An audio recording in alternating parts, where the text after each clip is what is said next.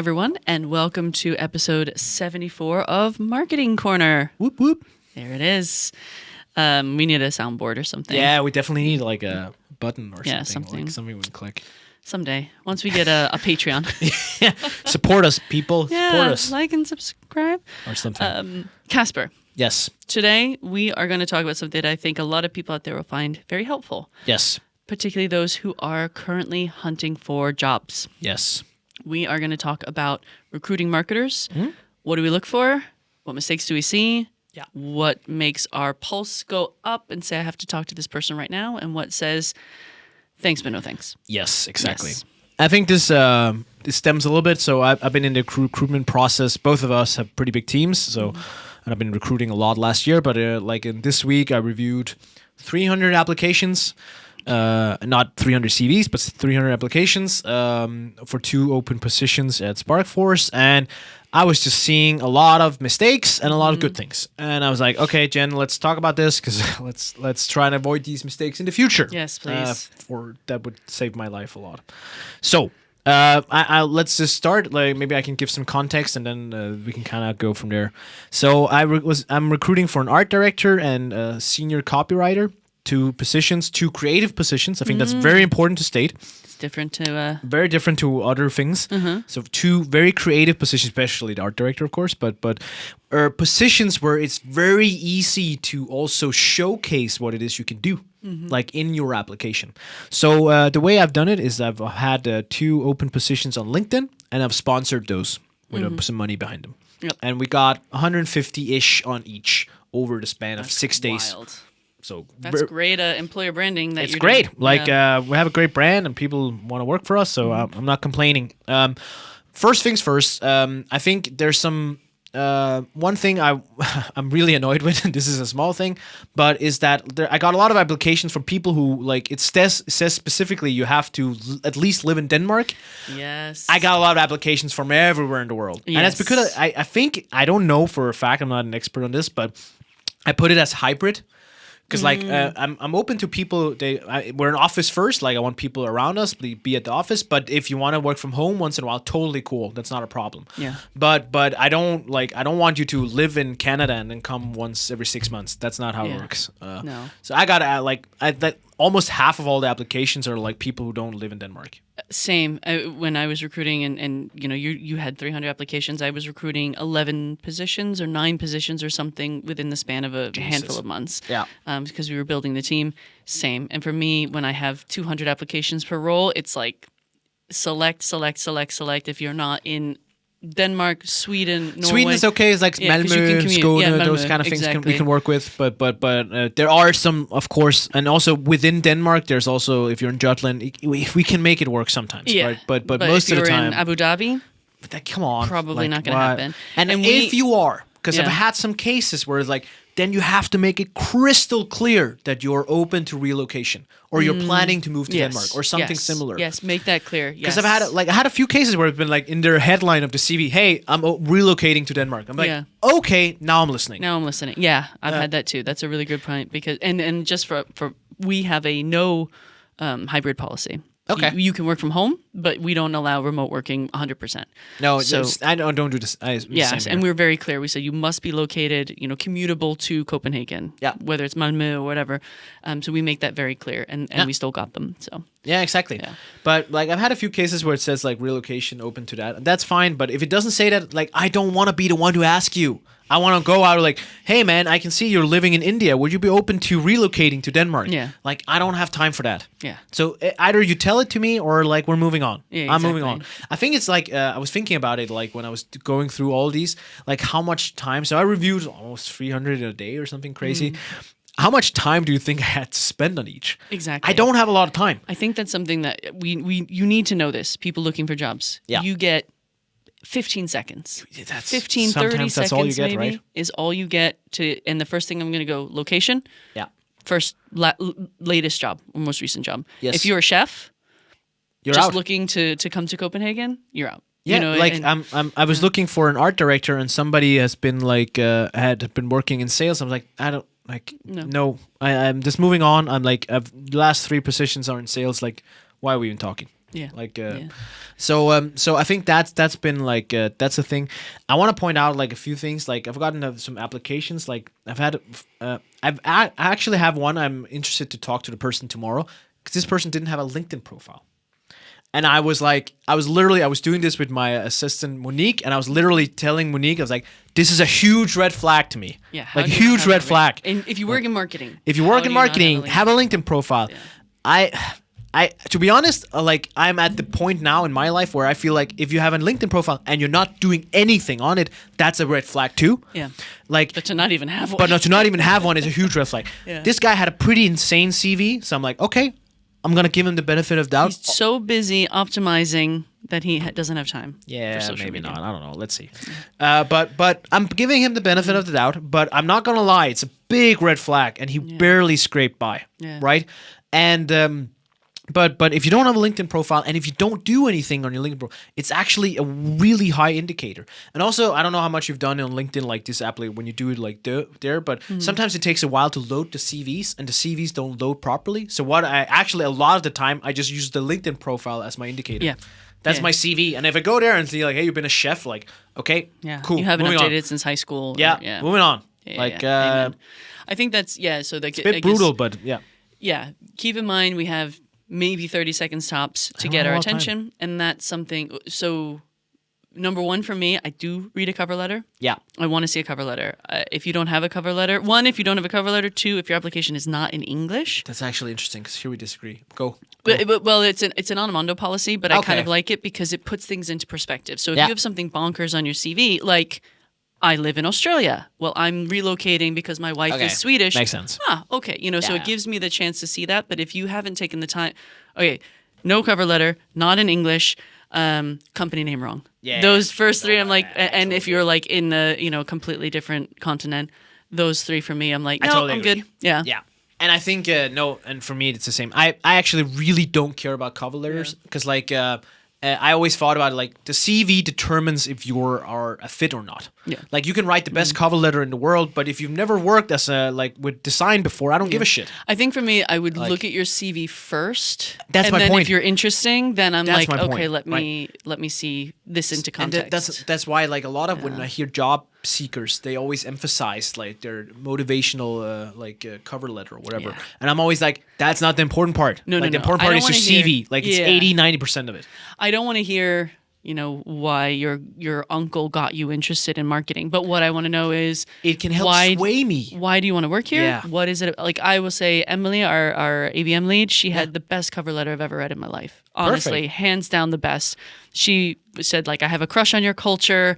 The fact that I'm applying while I'm on vacation shows you how dedicated I am. Like, she was funny. And I was good. like, I want to talk to this girl. I want to talk That's to her. great. She also had an awesome CV. No, but of course, But- and that's my point. Like a cover letter for me is always just an added bonus. Yeah. Like a cover letter is kind of like if you go to an exam, like your exam paper determines if you're in the Danish scale, if you're a 7 or a 10. But if your exam paper is like a 2, you're never getting to 12, no matter how matter good what. you do at the exam. Yeah, Like that's true. I'm not promoting you to a 12. Yeah. If you do well, you can get to a 4. If or you're a 7. chef and you have a great cover letter, I'm probably not going to talk to you. Exactly. That's my Unless point. you're going for like maybe a creative writing post, and then you're like, huh. Yeah. So there's two other things that I look for, or at least that are a major turnoff. Yeah. And I want to see your thoughts on it because I like specialists. Yes. I do not want a generalist. Okay.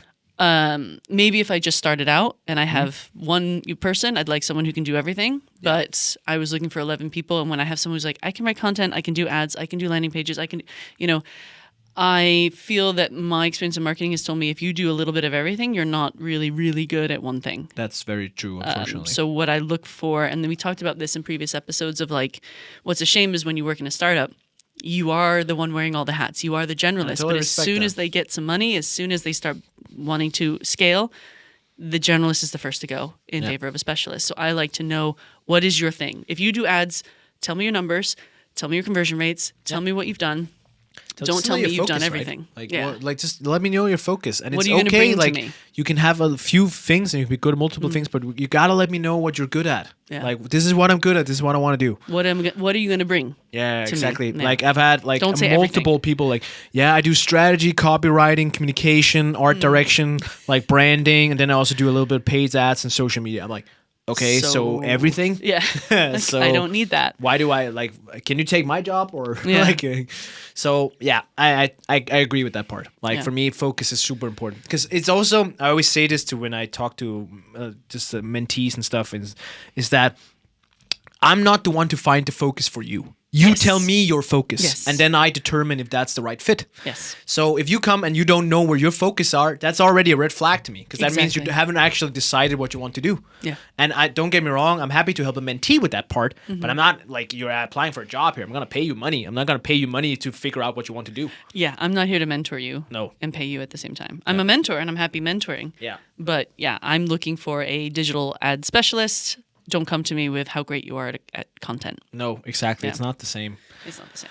I want to. This is great. I want to point out so for these like for the art director here and for copywriter, these are for me two of the easiest ones to prove that you're good at what you do. Because like if I got some CVs from art directors where I'm like, ugh, I'm like, what is this? Like, are you supposed to know design and this is the CV you're sent to me? Yeah, That's true. a big red flag to Yeah, me. if Like, you're going if for a you don't design like role. hold yourself to a high standard when it comes to design, and you're supposed to be. And for me, an art director is a step above a designer. Even Yeah, like 100%. that's Yeah. someone who really direction of art, right? Yeah, like yeah. it says in the title, right? Like you really, and if you give me a CV, so Times New Roman. Times and- New Roman Word document or something similar. I didn't get that bad, but it's someone's like, God, and you're not creative. There's nothing creative about Yeah. your CV. And I'm like, wow, can you really be creative for me? Yeah. And that was the thing, and it's the same for copywriter. I got one where where we were discussing it, like the CV, and I was like, the person had all the right experiences, but the copy was so boring. Like the copy was And so you're a boring. copywriter. And you're a copywriter. I was like, this is so dull. Like, why is your CV so dull? Like, why is I don't feel any energy. Yeah. And then I got some other copywriter where the CV wasn't as impressive, but it was you can feel you can feel the passion. I was like, that's great. That's what I'm looking for. Yeah. And for me, that's way easier to do when you do that kind of role than when you do, let's say, paid ads or something. Like, hey, I do Yeah. Facebook ads. Okay, like But paid ads, you have the advantage of here are my numbers. you can show, but that's not always that easy because sometimes No, it might that's be true. easy to pull back the numbers. Like if you left an organization didn't get the numbers with you.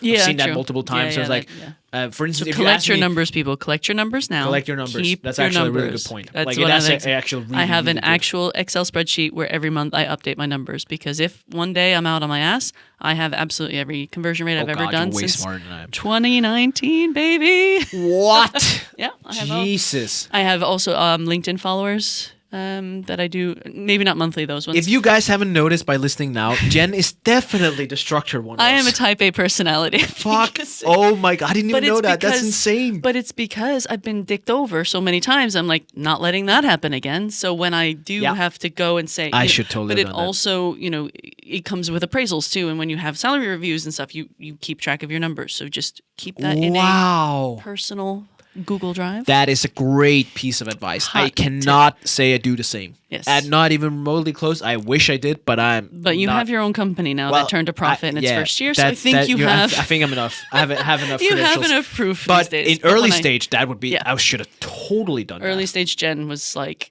I'm That's not going to let way this smarter. happen again. Okay, wow. Kudos to you. That's great. But back to the CV part. No, but great. But I want to. Need to show your expertise in your CV, especially in marketing. Like you have to stand out. I know it goes for all disciplines, but you gotta stand out. Yeah. And I wanted to bring up another way of standing out that I experienced here. Good old outreach. Yes. I got people messaging me on LinkedIn, and some of them were not good. But the fact that they messaged me, I spent double the time on their CV and application. Yeah. And some of them I had to say, you're still not the right one. But some of them are like, I'm not too sure about you, but the fact that you reached out to me is a very good sign in my book. So I'm giving you the benefit of the doubt. Yeah. I'm testing you. Yeah. And then of course there's the good ones who also reached out. I'm like, okay, I'm holy moly, I want you. Like, how do I get you? Yeah. Right. But those who reach out, it doesn't have to be a lot of people. Just be like, some people just reached out and says, hey Casper, been following Sparkforce, saw this cool job application, seems like a cool fit. I just wanted to let you know I sent over an application. I hope to hear from you soon. Yeah. You don't have to do more. It can be as simple as that. I've had people also who are like, listen to your podcast, love the thing that you said about this, this, and this. And Even this better, is something right? I want to bring. It's like, you did your research. Good. Even better. Yeah. Like, and to me, honestly, I don't even need the research. It adds on top of it. I mean, good. Like, it's better. But just the fact that you wrote to me is great. Like, that's great in my book. Yeah. It's definitely a plus.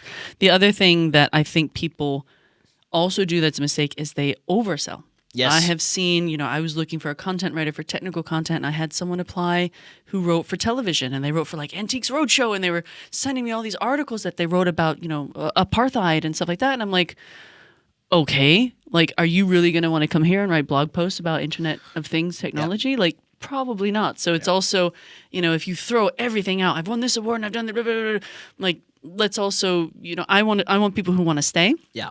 I want people who are going to grow. I don't want people who are going to come and then get bored and leave. So if you oversell yourself, that is the message that it sends to me of like, you're probably overqualified. I've had people, I got contacted not so long ago where someone's like, I'm a VP of marketing. I'd be interested in joining. And I'm like, I'm the VP. I'm not looking to replace myself. And they're, oh, well, no, but I'll take like another role. And I'm like, you're not going to want to be Why would you an want entry that? level, or whatever we're looking for, an intern. You're not going to want that. So stop. It comes off as desperate. And then when you have people who are like, I'll work for free. Yeah. Stop. No. I think know your worth. there was an interesting debate the other day, and actually I can't remember who wrote it, but something in Danish. But it was talking about like the elephant in the room kind of thing, like in these applications, because like I think he was asking about like how it affected you if somebody had multiple jobs within 2 years. So let's say you had 4 or 5 different jobs within 2 years. Would that be a red flag to you? And I was thinking about it, and then I came to the conclusion that it would be. Yeah. In the beginning I was like, no, and I was like, nah. No, for like I'm all for like having short job stints once in a while. I've had that too. Like I had 4 months at my first job after Trustpilot. Like that didn't work too well. Then I had 3 years at Templify, 3 years, and then I had a short stint 5 months at a small company, and then I joined another company for 2 years. Yeah, and that's just because I chose wrong. Like I made mistakes. It didn't work. Yeah. Like and then when I ended up in a good place, I stayed for 2 years. But I'm actually like 2 years. I think that's kind of like that's fine for me. That's also, of course. It's easy for me to say that's where I come from, but I had a person I was reviewing in this process where it was like I felt like I can't remember an exact number, like 5 or 6 jobs within 3 years. Most of them were like 4 or 6 months. I was like, for me, that's just indicating that I'm gonna be honest here. Like you're probably hard to work with. Yeah. You're probably hard to work with. There's something either you're hard to work with or you're not as good as you say. And it looked like the things that person was producing looked pretty good. Like the portfolio and stuff was good. But why do you have so many short stints? There's something wrong. And I want to add to that because when I've asked people that, when they bitch about their previous employer, then hard no. Yeah, hard no. When it's like, well, my boss was this or my boss was that, or like that is not attractive. That's not great. That's like the equivalent of when you go on a blind date and you're like, well, my ex is a bitch. Like, I don't want to hear that. Exactly, and I totally agree. But I also feel like I want people to be transparent because like sometimes you are in situations where like, hey, this was shit. Yeah. But you can be reflective, right? Because like when I remember when I was fired from this like template job, by my first job after Trustpilot. I was there for 4 months, and I was my first real job, right? Yeah.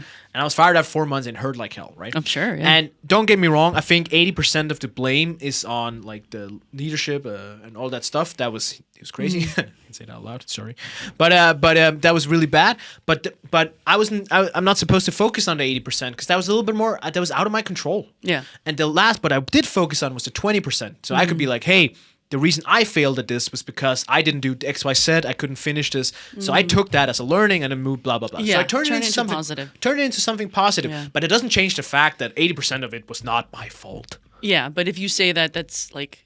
If you said that to an employer, Exactly. you're like, it sounds weird, right? I have a 10-month stint on my CV, and when I was asked about it, I could have said, it was a fucking shit show. Yeah. It was terrible, but I said, it was an industry that maybe I wasn't particularly comfortable with, and it was a bootstrapped company, and what I learned is I don't like bootstrapped, I like venture-backed, because there's more, and I think turning it into a positive, exactly. turning it into learning. Go. Anecdotally, when I came to Onamundo, I was fully prepared to explain, and they're like, "We've heard all about this company. Don't worry, you don't need to explain." And I was like, "That's awesome. Oh, thank That you." happens once in a while, right? Copenhagen's very tiny, people. That's the Yeah, other thing. yeah. Copenhagen is small, so do not burn your bridges. Do not burn your bridges. Do not burn your bridges. I've because we check reviewed who you are. multiple people in this process for both positions where I'm like, hey, I know you. I've either interviewed, you worked for me before, Yeah. or something similar, and now you're back. Yeah. And unfortunately, most of them haven't burned the bridge, but you never know.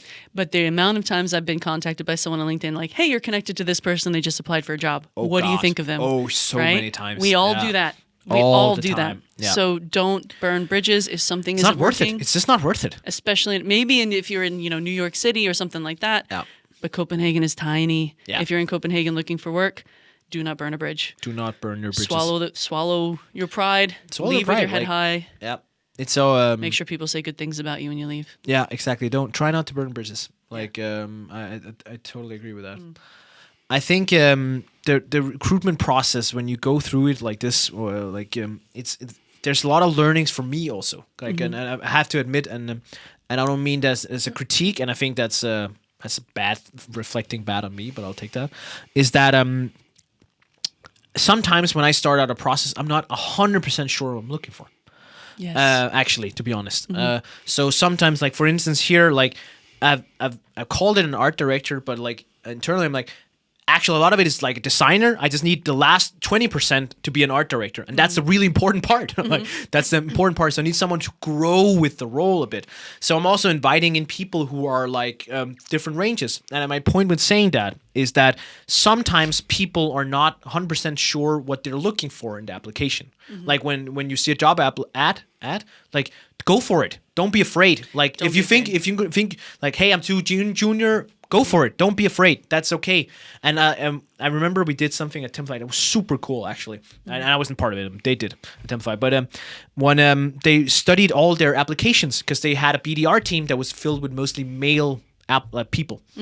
I was like, why is it we only get male applicants? Like, we want females. It's just we're not getting not anything. applying, yeah. So they changed the wording of their applications, like of the apps, or what do you call it? Applications, job things. Job ad. Job ad. Thank you. I got you. Thanks, boo. And the job ads, and they changed it so like in the beginning, like all the males, they would be like, hey, they would look at it and be like, yeah, I can do that, and all the females would be like, yeah, I can do all these 9 things, but not the last ones. I'm not gonna apply. You know what? Funny that you should mention that, because actually there's a lot of studies that show that. Exactly. And I put that at the end of our job ad. Every job ad on Amundo that I advertise, I said, statistically, women and people of color do not apply if they do not tick every box. We want to hear from you. Yeah. And I should put that on. You should. I'm gonna I steal think that. it's, I can send you the actual text, but I think Please. that's really important, because you're absolutely right. I think men tend to be more confident, I think, Yeah. or they're like, I'll figure that out. I can, We have a lot more of this like. I love that you just said they. No, we. Yeah, Yeah, that sounds it's okay. weird. Fuck, sorry. No. But it's more like I think men have a lot of like, yeah, we'll figure it out kind of Yeah. approach, right? Like, fuck it. Which is a good approach to have. You need It to is. be expert Yeah. Excel. Yeah, I know a little bit Excel. You know, I'll learn. I've done a. Yeah. I can do a division. But we women, at least speaking as a woman, we tend to overthink. It's like, oh well, if they test my Excel, then I'm gonna fail. I was like, when my wife was applying for jobs, she was like going through them, and sometimes she would list it and be like, yeah, but I don't know how to do that. I'm like, it's honey, it's HubSpot. Like you'll figure it we'll out. figure it out. Yeah, It's not the end of the world. Like it's not that hard. Exactly. And I think I think it's important for people who feel that way to not feel that way, to just go for it. Yeah. And if there is a gap in your learning, that's where a cover letter comes Yeah. in. Maybe I'm not great at this, but I'm great at that. And I think, point one, I love putting that, I strongly advise people put, we want to hear from you even if you don't tick every box. Include a cover letter specifically. If you don't tick every box, to just explain what else you can bring. But that also, you raise a really good point, is in startup culture, we don't know everything we want. In a corporate, this is the box, you have to fit in this box. Yeah, exactly. We don't know. And the amount of times I've hired someone who came in, I had this one thing in mind, and they came with something else, and I'm like, ha, that would be really, really cool. That would be super cool to have that. Yeah, we really need that. So, and I think it shows that you're not just doing this spray and pray, apply all, you looking at the job, you're like, hey, you guys do this thing, you're looking for this, but have you thought about this? Because I can actually do this too, and I think this would help you. Then you're like, yes, I want to talk to you, and now you've got your foot in the door. Exactly. I want to bring, so we haven't done the interviews for this process yet. I'm about to do that, but I've noticed a bunch of things when hiring people, and just a simple note, and it's it's something you hear all the time, but always prepare questions. Yes. Always prepare some questions after the whole process. Yes. Because typically, here's my flow, and this is, I'm not. So what happens? Hey, we say hey to each other. Then the first 2, 3, 4, 5, whatever minutes, like I try to keep it super short. I like to give context. So I'm like, hey, I'll explain who I am, Casper, SparkForce, what we are, and what we're looking for. So just laying it out, just so we're clear, this is why we're talking. And then once that, I'm like, okay, cool. Now we spent the first 3, 4, 5 minutes. Now I want to shift everything over to you. Yeah. Now I want to ask, who are you? What can you? Tell How us do you about fit in? yourself. And then I ask, and if you don't feed me, then I'll ask you a bunch of questions. And then in the end, I always do the practical stuff. So when can you start, salary ranges, all these kind of things. And just be mentally prepared. I always ask for salaries on the first interview. Yes, I was going to say. And I had people that always do this like dance with me, and I'm like, I'm totally get why you want to do the dance. Everyone advises people to do the dance. I don't fucking get it, because the only reason I ask about salary is just to make sure that I can afford you. Yeah. That's the only reason I do it. Because like I'm not like, if you're gonna say, hey, 3 times your budget, I'm like, I'm sorry, but it doesn't make sense to talk anymore. Yeah, like it's we're not. done. I don't. Yeah. It's not because I don't love you. It's just we're not. I can't afford you. So just of. and you can give me a range. That's also Yeah. okay. Like that's also okay. You can answer in different ways. But the only thing I don't accept is like no range. Like Yeah. if I have nothing to work with, that makes it harder, way harder for me. I know it's a negotiation tactic. I get it, but yeah, that's. I always ask it. And I just need it for like, because I need to have an idea of where I can land you. Yeah, and that's something I definitely want to kind of piggyback on. A good company's not going to lowball you. No. If you come in the 20s and the job is in the 30s and you say I'm on 25, you're probably going to get in the 30s. Yeah, exactly. You're probably going to get there. We have a range. We have a maximum. Yeah. But we also have a minimum. Many Yeah. companies. Some maybe don't, but I have never gone, oh, they're willing to take a lot lower, so let's, no, because it's just going to make you pissed off in the end when you find out that everyone else is on more. So, yeah, give us your range and don't say, but I'll take a cut or but I'll, But what I actually always, I try to phrase it like this when I always ask, so in terms of salary, what do you want? Yeah. Like, what do you really want? What would you be happy with? Yeah, like, I would be happy exactly. with this number. Just tell me the fucking number. And Yeah, I like, tell me I the don't, I'm number. like, if that number seems great to me, then cool. That's what we're aiming for. Yeah. And yeah. you can start high. I'm okay with that. Like, I'm not gonna lowball you. I'm just be like, I want to earn 50K. Okay, and then I'm gonna be like, that's slightly over what I had in mind for budget, but it's not unreasonable. I think let's see if we can get there. Or, yeah, okay, 50K. My budget is 45. Yeah. However, let's put something in place that if you hit this and this and this, Yeah. we'll get you to 50. Yeah. Or 45 and some extra vacation days. Exactly. How does that sound? And or just be straight. Like, flexible just tell me working. what you want. If Like- we want you, we'll make it happen. Yeah, exactly. We won't make it happen if you're 3 times the No, price. exactly, But yeah, most of I the think time, that's a really good point. Awesome. And questions to ask also is, what does good look like for Yes. this job? Yes, great What question. does good look like? And that's Yeah. important for you, interviewee, to know. Because if they turn around and say, we want to conquer the American market and that's going to be the measure of your success, Yeah. that's probably not fair on you. No.